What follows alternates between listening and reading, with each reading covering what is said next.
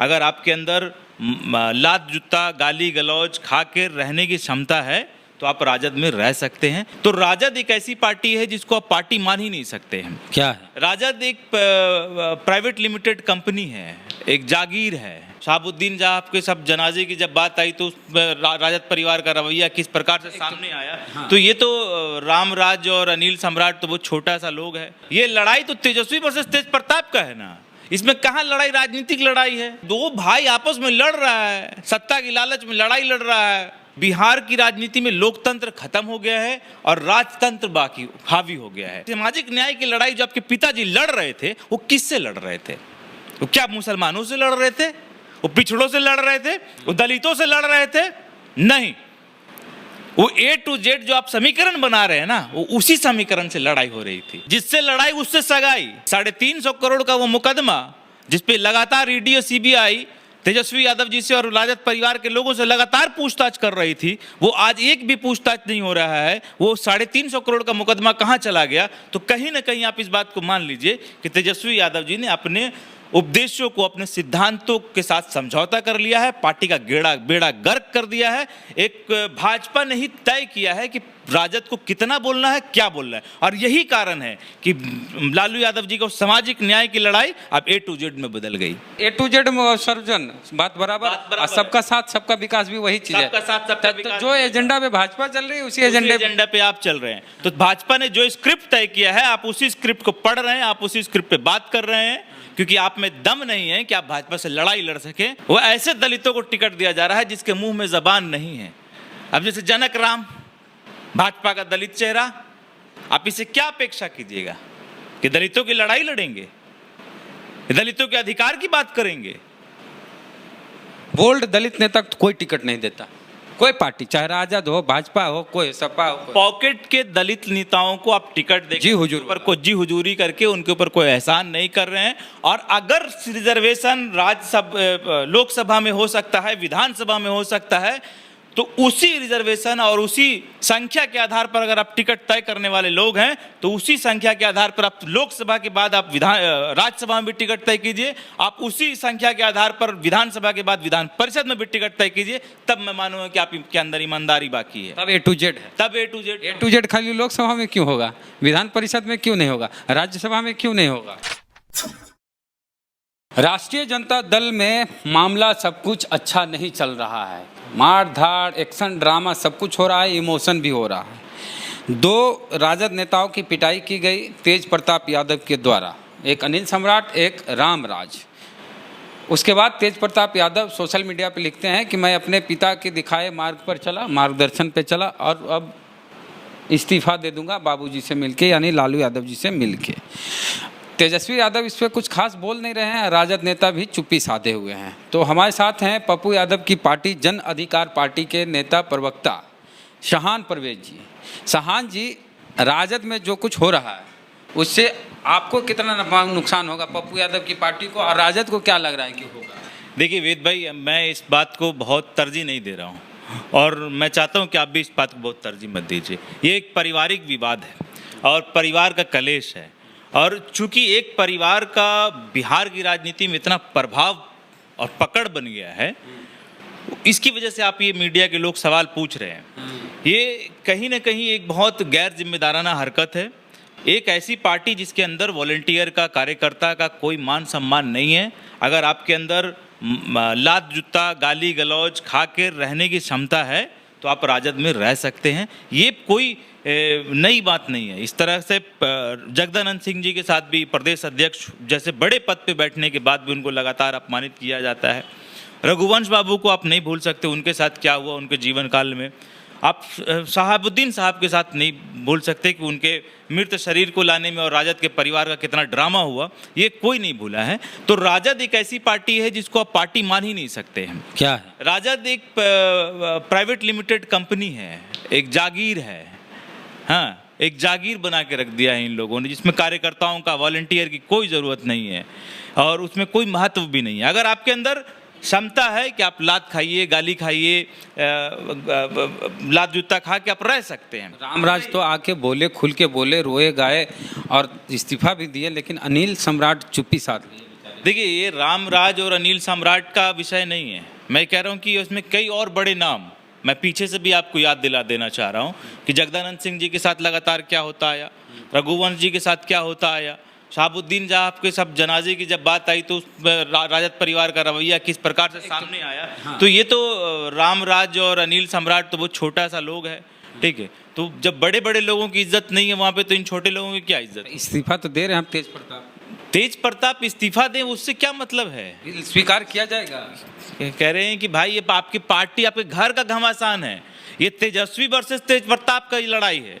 क्या बात कर रहे हैं? ये लड़ाई तो तेजस्वी वर्सेस तेज प्रताप का है ना, इसमें कहाँ लड़ाई राजनीतिक लड़ाई है?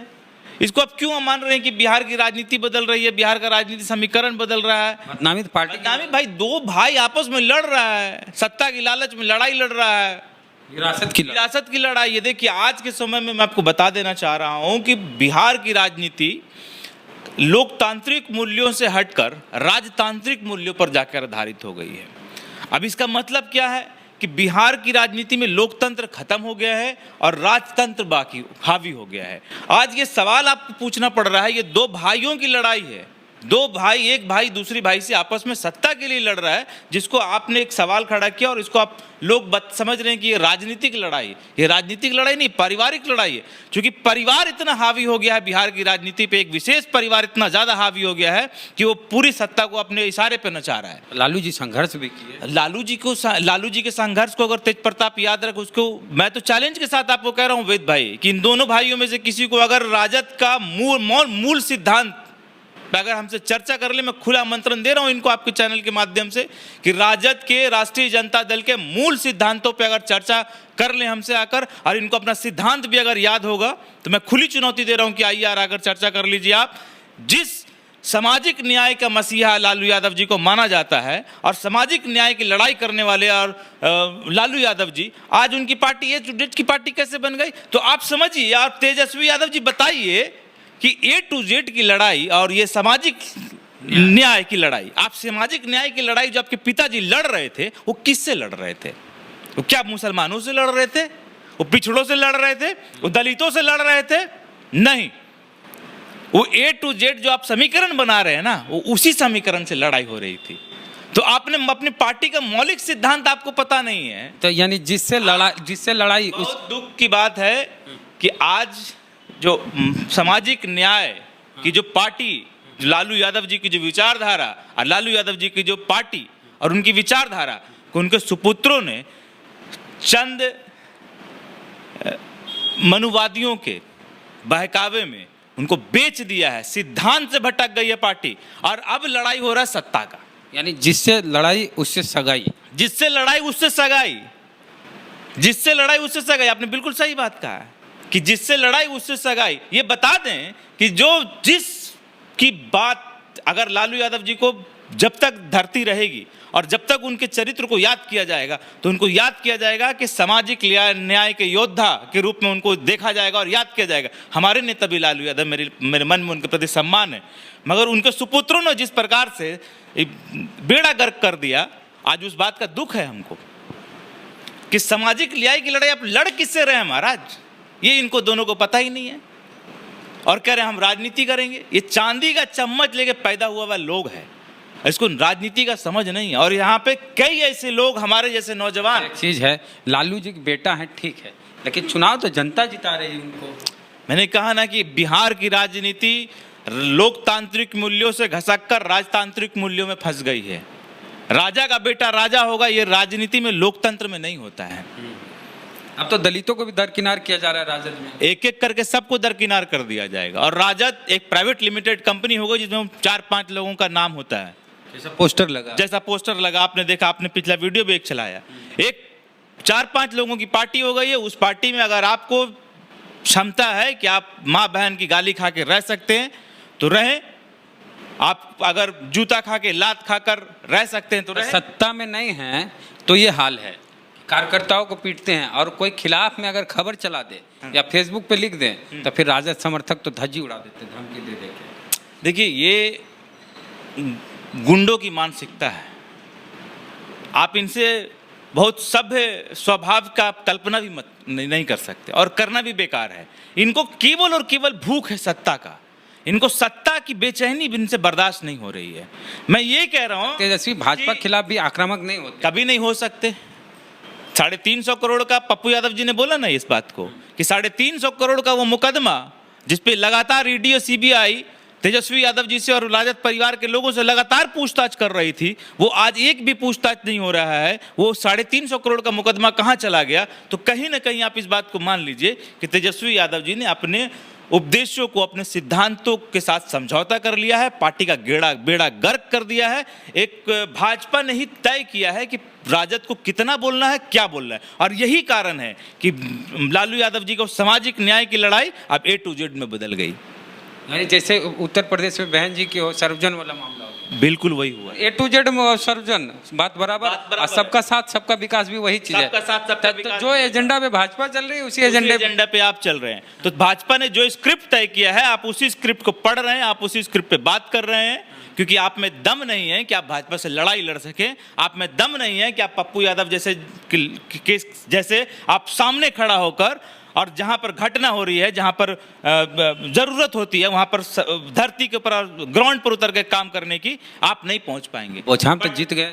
अरे भाई, मैंने बोला ना कि चुनाव को, राजनीति को लोकतंत्र से हटाकर राजतंत्र में ढकेल दिया कि राजा का बेटा राजा ही होगा। आपके पास एडवांटेज इस बात का है केवल क्योंकि आप चांदी का चम्मच लेकर पैदा हुए हैं। और ये बिहार की जनता को, और खास तौर से आपके चैनल के माध्यम से मैं बोल देना चाहता हूं बिहार की जनता को, और खास तौर से युवा पीढ़ी को, कि आप सोचिए कि बिहार की राजनीति में आज के समय में एक नौजवान, शाहान परवेज जैसा एक नौजवान जो एक आम परिवार से आता हो, एक गरीब परिवार से आता हो, जिसका बाप कभी मंत्री, कभी विधायक, कभी सांसद नहीं रहा हो, क्या उसके लिए राजनीति का दरवाजा उतना ही आसान है जितना कि तेजस्वी यादव के लिए था? क्या हमारे जैसे कितने नौजवानों का शोषण हुआ है, कितने छात्र युवा मुसलमानों की, देखिए आपको बता, बिहार में मुसलमानों की मजबूरी है आरजेडी, उत्तर प्रदेश में मुसलमानों की मजबूरी है समाजवादी, और दोनों पार्टी के जो युवराज हैं अखिलेश यादव चाहे तेजस्वी, वो अपने पिता की विरासत से भटक गए, उसको क्या कहें, डिस्ट्रॉय करने को लगे। देखिए, सबसे पहली बात तो कि राजनीति कोई विरासत का चीज नहीं है, वैचारिक विरासत। वैचारिक विरासत को तो आपने बेच दिया। मैंने कहा कि जो आपकी वैचारिक विरासत है, सामाजिक न्याय, जिसकी जितनी संख्या भारी उसकी उतनी भागीदारी, आप तय कीजिए। आप एमएलसी चुनाव में कितना मुसलमानों को टिकट दिया, आपने एमएलसी चुनाव में कितना दलितों को टिकट दिया, तो कितना आप तय कर लीजिए कि कितनी संख्या थी दलितों की, कितनी संख्या थी मुसलमानों की, और जिन लोगों को आपने टिकट दिया उनकी कितनी संख्या थी। तो आप जो जिसकी जितनी संख्या भारी उसकी उतनी भागीदारी, इस सिद्धांत से आपने समझौता किया, आपने सामाजिक न्याय के सिद्धांत से समझौता किया। और वेद भाई याद रखिए कि जो व्यक्ति सिद्धांतों से समझौता करेगा उसका सत्यानाश होना तय है। दलित को तो टिकट आरजेडी देती ही है। देखिए, दलित को आरजेडी ने टिकट वहां दिया जहां सीट रिजर्व है। अब रिजर्व सीट से भी जनरल को लड़ाएंगे क्या? वहां तो अगर आप टिकट देने की बात कर रहे हैं तो जो जहां पे एमएलसी चुनाव में जहां पे रिजर्वेशन की बात नहीं थी, आप बताएं कि कितने दलितों को आपने टिकट नहीं दिए? वो तो आपकी मजबूरी है ना, वो तो बाबा साहब अम्बेडकर का देन है कि एक रिजर्व सीट का कानून लागू किया, और आज दलितों को उस रिजर्व सीट को छोड़कर कोई जनरल सीट में कोई पार्टी टिकट दे रही है क्या? और अगर दे रही है तो आपने एमएलसी चुनाव में टिकट दे देते, जिसकी जितनी संख्या भारी उसकी उतनी भागीदारी। तो ये अगर विधानसभा में होगा, लोकसभा में होगा, तो ये विधान परिषद में भी होना चाहिए और ये राज्यसभा में भी होना चाहिए। राज्यसभा में तो नहीं, आरजेडी से नहीं जाते दलित आरजेडी की मजबूरी है कि भाई दलित जो रिजर्व सीट है उसे दलित ही लड़ेगा, उससे तो फॉरवर्ड लड़ नहीं सकता है, तो उसकी मजबूरी है कि वहां से उसको टिकट भी उसको दे रहा है जो पॉकेट का लोग है। क्या बात? पॉकेट का लोग मतलब समझते हैं ना? पॉकेट का लोग जिसके मुंह में जबान नहीं है, वो ऐसे दलितों को टिकट दिया जा रहा है जिसके मुंह में जबान नहीं है। अब जैसे जनक राम, भाजपा का दलित चेहरा, आप इसे क्या अपेक्षा कीजिएगा कि दलितों की लड़ाई लड़ेंगे, दलितों के अधिकार की बात करेंगे? बोल्ड दलित नेता को कोई टिकट नहीं देता, कोई पार्टी, चाहे राजद हो, भाजपा हो, कोई सपा हो। पॉकेट के दलित नेताओं को आप टिकट देकर जी हुजूर पर कोई जी हुजूरी करके उनके ऊपर कोई एहसान नहीं कर रहे हैं। और अगर रिजर्वेशन लोकसभा में हो सकता है, विधानसभा में हो सकता है, तो उसी रिजर्वेशन और उसी संख्या के आधार पर अगर आप टिकट तय करने वाले लोग हैं तो उसी संख्या के आधार पर आप लोकसभा के बाद आप राज्यसभा में भी टिकट तय कीजिए, आप उसी संख्या के आधार पर विधानसभा के बाद विधान परिषद में भी टिकट तय कीजिए, तब मैं मानूंगा कि आपके अंदर ईमानदारी बाकी है। तब A to Z है। तब A to Z खाली लोकसभा में क्यों होगा, विधान परिषद में क्यों नहीं होगा, राज्यसभा में क्यों नहीं होगा? देखिए, यहाँ पर भूमिहार यादव समीकरण होगा। जहाँ पे जरूरत हो सकती है, जहाँ जहाँ जरूरत हो सकती है, वहाँ वहाँ इन लोगों ने क्रश करने का काम किया है। जहाँ जहाँ जरूरत पड़ेगी ये लोग क्रश करेंगे। और इन लोगों को केवल और केवल आज राजद परिवार ने वॉक ओवर दे रखा है बीजेपी को। बीजेपी को हराना कोई बड़ी बात नहीं है। आज मुसलमानों में डर पैदा कर दिया कि अगर आपने राजद को वोट नहीं किया तो बीजेपी सत्ता में आ जाएगी। महाराज 17 साल 18 साल से बीजेपी सत्ता में है, किसका क्या बिगड़ गया? किसका बिगड़ गया? बुलडोजर चल रहा है। बुलडोजर चल रहा है तो आप रोक लिए। आपने किसी बुलडोजर के आगे के खिलाफ कोई आवाज उठाई? आपको तो मुसलमानों के समर्थन में आवाज उठाने में भी डर लगता है। मुसलमानों का वोट अच्छा है आपके लिए, मुसलमानों का दुख आपके लिए आप उसके शरीक में दुख में शरीक नहीं हो पाएंगे। मुसलमानों के इतने बड़े मजबूरी, आप कुछ नहीं कर सकते। आप सपा को ही वोट दीजिएगा और आप राजद को ही बिहार में क्यों वोट करेंगे? मैं तो ये पूछ रहा हूँ बिहारों के मुसलमानों से। भाजपा को रोकने के लिए डरा कर रखा गया और उस डर से मुसलमानों को बाहर निकलना पड़ेगा। और वही डर दलितों को के दिमाग में बैठा दिया गया और दलितों को बिकाऊ समझा जाता है।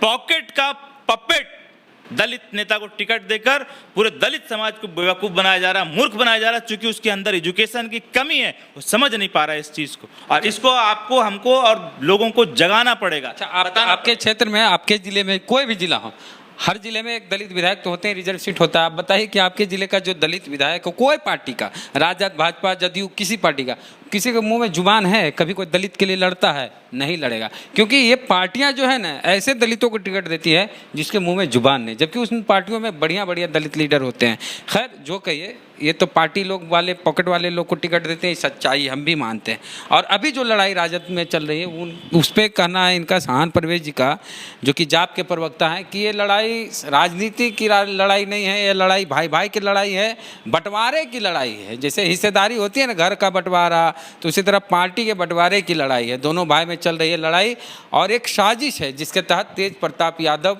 को बदनाम किया जा रहा है। ये कहना तेज प्रताप यादव का। आपका क्या कहना है पूरे मुद्दे पे? प्रतिक्रिया कमेंट बॉक्स में दें। चैनल को सब्सक्राइब नहीं किए तो घंटी बजा कीजिए। यूट्यूब का, फेसबुक पे वीडियो देख रहे हैं, पेज को लाइक फॉलो नहीं किया तो कर लीजिए। जय भीम, जय भारत।